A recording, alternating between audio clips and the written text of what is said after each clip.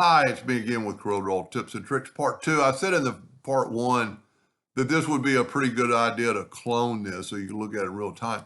And I did it, but I had a little bit of trouble. So what you want to do is you want to have these two pieces separate when you make your clone. So I'm going to go to Edit and Clone it. And now I'm going to change my nudge factor like to 2 inches. And I'm going to move this up and this up. And I'm going to select that, and that is my clone curve. This is my control curve. So I'm going to move it up twice and move this one back. Now, to make this work, I need to Control G to group them. I'm going to go ahead and go alternate C to put the alternate in the center. But I'm going to use, just to make it different, I'm going to use a Docker transform or transformation. And we're going to rotate 30 degrees. And if you remember, I need just 11 because I already have one.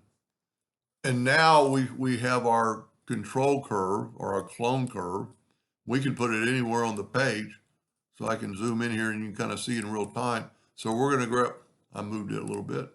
I'm going to grab the interactive fill tool and I'm going to change it to like a blue on this end and watch it change all the blue ones or all the grays to blue up here.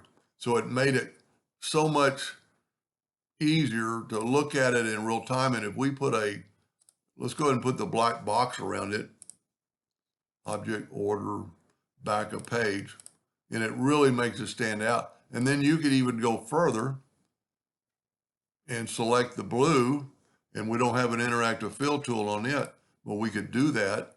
And this time we could put a little black up there and make it look like it's going around that. It really, I mean, look at the one up here, it looks like it's really, really twisted. Now, the not the bad thing, but if you want to grab that one box out of there, you gotta, well, it's easier just to move the one, just delete the box and grab that. Now, because if you delete this, it's going to delete everything because you're deleting your clone. What you could do now is probably go to object and convert it to a curve and go ahead and go object and group it together.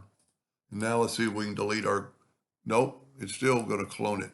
So you would want that, you'd want to either keep it in your model or you want to just get it out of the way to make it work.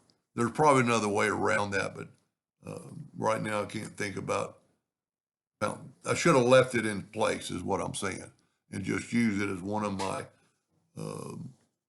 adversaries or parts of the deal. Anyway, I hope that helped a little bit. Thank you for watching.